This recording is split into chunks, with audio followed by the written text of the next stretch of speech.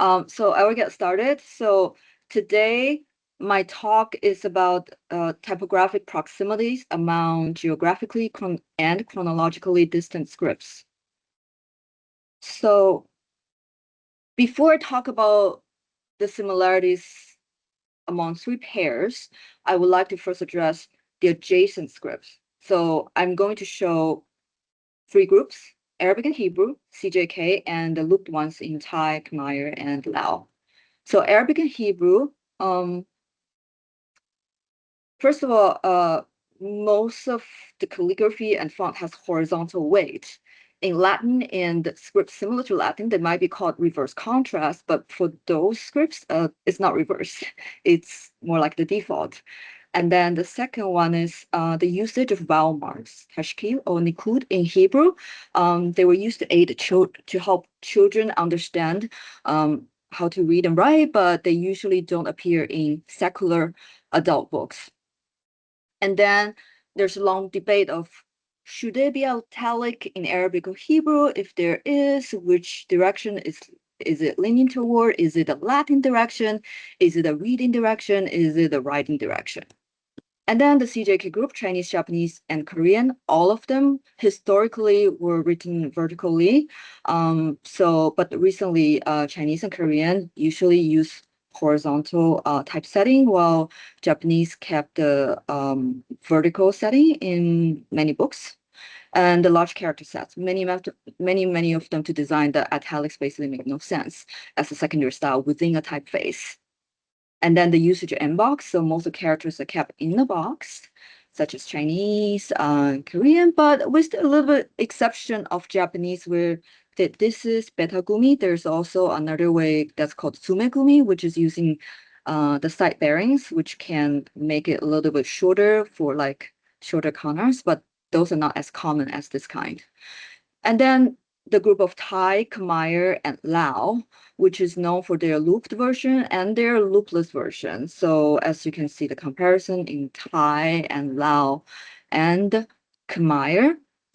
And also the vowel placement in all those scripts, the vowel can be at the left of the consonant or the top or the right or left and above or wrapping around. So in this examples, I'm showing the wraparound version of the vowel, how the black one is the consonant and then the red one is the vowel. So they, in all these three scripts, they all wrap around. So when people didn't pay enough attention or when the font is not engineered properly, they could appear more linearly, which makes it hard for including natives to read them correctly. And then, but now we are going to talk about the adjacency of geographically distant scripts. So the first pair is simplified Malayalam and simplified Chinese. So the Chinese simplification lasted much longer than Malayalam, but then the current usage of mixture of both versions actually carry a similar story. So I'm going to start with Chinese. In the early 20th century, the literacy rate in China was extremely low. Some people thought it was because there are too many characters to learn. And bear in mind that there's so many dialects in China that people actually couldn't understand really well. So it's actually very common that people who spoke different dialects would show each other in Chinese characters to say, this is what I meant, and people understood each other.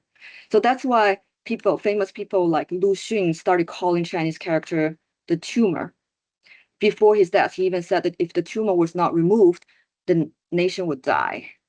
So there are three groups of people that try to protect the country by reforming the language/script.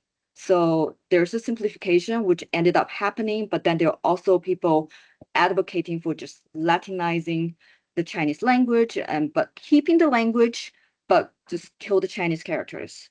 And fewer people also advocated for Esperanto, which had a promise to become the international language than English, but it never happened. So a little bit about Latin letters. there are too many homophones in the Chinese language. So one linguist wrote a poem that's only made of one sound, but with only tonal difference to show why people cannot understand each other really well if you only use Latin letters. So I'm going to read the first quarter of the poem so that you get the sense of how it sounds like. It means like there's someone that loves eating lions and wanted to eat 10 lions per day. It makes no sense, but it's just trying to show how many homophones there are in Chinese. So it goes like 时是诗是是诗是诗时事实实施是实实是是实施实实是实实是实施 It goes like that. So that's why it's actually more cumbersome to use Latin letters. So here comes the famous simplification process. Before they actually started writing down the standardized version of what the simplified Chinese character should do, those people took 10 years and really scraped every single documentation of shorthands, cursive, and different calligraphy styles to see what is the most memorable parts of each character. For example, in this is young, and then this is how it becomes, because when people wrote very fast, the top of it kind of can be a little bit simplified. So to prepare for this process, they actually took 10 years to just collect data, collect different ways people write. What is interesting is that was done, and teachers started teaching the younger kids the simplified version of Chinese. But in the 1970s, the government actually wanted to simplify one more time. However, first of all, that method was purely mechanical and it was not based on any written documentation. And also people were familiar with the first simplified set of Chinese characters. And there's almost no time for the teachers to be taught a new way and then quickly teach the children. Therefore, the secondary simplification was abandoned. Interestingly, right when the government tried the secondary simplification, in India, traditional Malayalam was facing the challenge of existing in the digital space because there's so many conjuncts. In order to preserve them, in order to fit all of the characters necessary in the computer space, they decided to simplify it, and many of the simplification process involve linearization, such as the wu is, instead of this, it becomes two separate characters and this and this. However, 4 years ago, because of the advancement of technology, the government decided to transitioning back to something that's similar to the former traditional Malayalam, but not exactly the same, but it's much closer to the traditional one than the simplified version. Kavya Manohar originally wrote this article in Malayalam and then translated this into English for people. So currently, people can see a mixture of simplified and traditional Malayalam. So I used the chart in the article to compare notes to find out that this one is simplified because it's more linearized. So this is my handwriting of the traditional version, while this one is also traditional, while this one is also traditional. So this is an example of a mixture usage of simplified and traditional. Comparatively, in China, you can actually see a few examples of mixed usage of simplified characters and secondary or oversimplified version. So the most famous one are the character for orange and the one for cafeteria. So the second group I wanted to introduce is the regionally prioritized alternates in Devanagari and Cyrillic. Both Devanagari and Cyrillic are scripts known for being used by many languages in different regions and countries. So in the 1950s, the government in Lucknow decided to standardize the characters. So the most famous example is the A. That used to be a form, that used to have a form of this. However, this one has been killed, and this one is the one that most people are familiar with right now.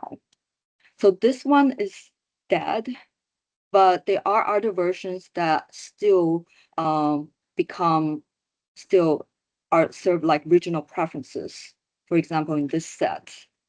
However, what's so interesting is that when I finished, by the time I finished reading Pooja Saxena's India street lettering, I found both forms, even though one is called Bombay style, the other is called Calcutta style, they actually coexist in Lucknow, Mumbai, and New Delhi. So then the boundary between the set of style become blurry when people apply them in signages and other daily applications. Okay, move on to Cyrillic. So Cyrillic is used by many languages such as Russian, Ukrainian, Serbian, Bulgarian. But what's so interesting is that in Bulgarian, the standardized character looks slightly different from the standardized one in Russian in these examples. For people who are not familiar with the Bulgarian language, but have their mother languages written in Cyrillic, they might think this is the handwritten form, but they are not, and they could be found in official government documents. However, when I visited the Queens Public Library in New York, it's actually harder for me to find books printed in the Bulgarian version. Actually, I found Bulgarian books using these letters more frequently. Also, the Bulgarian, quote unquote, Bulgarian keyboard on iPhone and Android often defaults to the Russian style letter forms. So to conclude, this part is that there is regional preferences, but it's subject to what typefaces, what forms are provided to them. The last one is the Arabic dots and the Japanese dakuten. I'm going to start with Arabic. So tashkil, the vowel marks, is usually omitted in daily typing. So this one is more common, such as on social media. However, many years ago, Arabic was written even without the dots. There are a few letters that could be unambiguous without the dots, such as aleph, kaf, lam, mim, and waw. But many more could be ambiguous if you don't know if there's a dot and how many dots, if the dots are above or below, such as ain, kain, with one dot above, fa with one dot, kaf with two dots, sin with no dots, and shin with three dots. So I was watching the video by Nadine Chahin. The talk was called A Return to Early Kufi at the Stanford University Face Interface Conference. So collaborating with a linguist, she was able to read all the words. So this is the typeface. Please ignore the typeface. This is not the ancient Kufi form, but they use dots to indicate a vowel. So the dots remain the same, but their position, the level, indicate which vowel it is, which is very different from the contemporary usage of tashkil, which the I is above, E is below, U is like a loop. What's so interesting is that the dots were used to indicate vowels, but the lines were used to indicate what's the equivalent of dots in modern Arabic. So now we're moving on to Japanese. Japanese kanas currently in the standardized version, if you add the two dots called dakuden, it make it heavier and voice consonant. For example, ga with the two dots become ga, and sa become za, and ta become da, and ha become ba. There's also the handakuten, which we're not going to discuss today. So before hiragana was a thing, there was something called manyogana, which look closer to Chinese characters. That was the early exploration of their own scripts for the Japanese language. When they use manyogana, there's no ambiguity between the ka and ga. But when kana became more dominant in the Heian period, you could find both ka and ga without dots, which create confusion, ambiguity, but with context, people might be able to tell. However, in the Tale of Genji, one of the world's first psychological novel, there's one moment where the father was complaining about his daughter writing a letter only in kana and it made it hard to read. So currently the usage of two dots are standardized. So after putting two dots on ga, there are two dots. However, this is the current one. Long time ago, there are many ways to mark the voiced sound there, and then the location of this was also not standardized. Keep in mind that Japanese also use the vertical typesetting, so the relationship also was different. But there are many forms of this before it was standardized. So to summarize, with the usage of dots in both Arabic and Japanese is you can turn them into lines. Of course, the more common ones are dots. And of course, you can play with the placements of the dots and make more usage of the vertical area, or you can place them and do some, you can call this kerning, but I want to find some cooler names for it, or place them even inside of this. I saw this style on some Arabic design archive, so I attempted this myself with the Japanese. To conclude, we learn from our communities and we expand the range of our communities. We travel as far as we can to compare and co-create with them. It's not just about who we were and who we are. It's also about who we want to become. Thank you. That's the end of the talk. This someone. And I can't hear anyone yet, so I'm just looking at the screen right now. Hello, can you see and hear me? Hi. Yeah, now. And hear me. Okay, thank you for this wonderful talk. Any questions in the room? Yes, Jerry. You want me to go up there? Yes.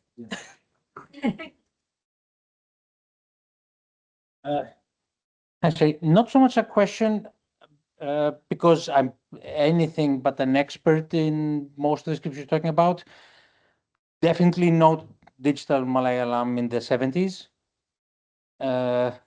I'm almost sure there wasn't even phototype setting Malayalam in the 70s, so it would be hot metal at best. And I think there's some of the things that you're looking at with Devanagari and maybe a couple other scripts that would benefit from looking at the technology of typesetting and how texts were composed, because I get the sense that you're looking at the surface of things and seeing decisions at that level, whereas the technology behind might explain a bunch of stuff. So I think do a deep dive in the typesetting and type making technologies for these scripts, which might explain why some things happen, because I got a little bit of a thing going, I'm not sure about this. I don't have a good answer, but I think there's something to be gained from looking at the technologies that render stuff, especially for your last bit, which we travel and we do things. What travels is companies that make technologies, and then we use what they give us, rather than us having agency in what we connect, especially with this geographic distance. I think the answer tends to be a little bit more mundane and connected to the technology rather than people doing things. Just a hint for things to look at with all question marks all around. Yeah. Thank you, Jerry. Thank you. Any other questions? I have a question. You mentioned towards the end of the talk, and you showed the dots in Arabic that were within the stroke of the letter. Do you know if the examples for that, the examples that you have seen for that were on display typefaces, or do you know what style of writing it was? I'm asking specifically because there's a similar phenomena for Hebrew, but it only works in display, in lettering, not in typeface. And it has to do with the technology of creating it, but there's definitely a use of the heavier strokes where you can kind of overlay the dots over it. So can you talk a little bit more about the Arabic examples? Good question. So that was definitely not a typeface. It was someone's lettering for a poster. So they were not restricted by the technology constraint. They didn't need a full even font, not to say typeface for it. Okay, thank you. That for me that will be interesting to kind of explore side by side. All right. Thank you for that. You're welcome. Any other questions? Okay, thank you so much for a wonderful talk. Thank you. Goodbye for now.